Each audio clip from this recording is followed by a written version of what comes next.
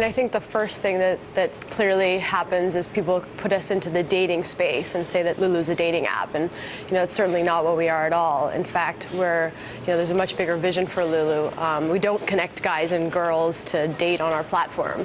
We're all about capturing and classifying and making searchable the information that women typically share in private, and that's the goal of what we're trying to achieve. So it is a female network where women tap into the knowledge of each other and make better, more informed decisions. I'm really shocked by the numbers that, you guys say 1 in 4 college women have got this app, that you've got over 1 million users engaged on it on a regular basis? Yeah, we've had such exciting growth in the last 8 months since we launched the product. There's been over 200 million profile views.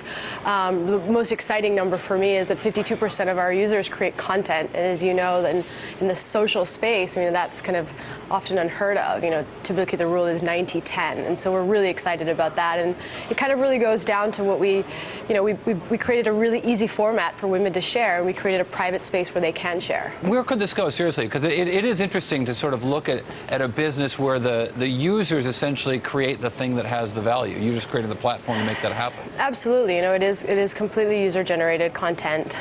We've just created a really great format where, with the multiple choice quizzes, the fun content, almost for our users, it doesn't feel like they're really doing much to give information. And then, obviously a great search functionality for them to extract that information.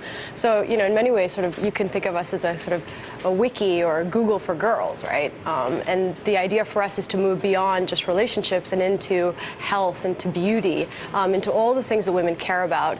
And that has endless opportunities. And we think that's a really big vision. Was the original vision the Cosmo quiz? Was that the sort of thing that you wanted to figure out a way to make social and online? No, not at all. The vision really came from a personal experience that I had, and I think most women around the world have had, where you get together with girlfriends or other women who you maybe just meet, and you share in this girls-only space. And if one guy joins that conversation, the entire dynamic changes, and it's the value that lies within those, safe environments, that the minutiae in those conversations, and that's when we write down, tidbits and notes, and a world where we can kind of make that more accessible around the world for all women. That's the vision. That's where we're heading. So why is the thing, I don't know, sex, boys, dating, why is that the thing that you focus on instead of all of the other things that you were mentioned that this could eventually lead to? Yeah, no, it's a great question. Ultimately, we had to have a starting point. In early prototypes, I kind of had everything built in.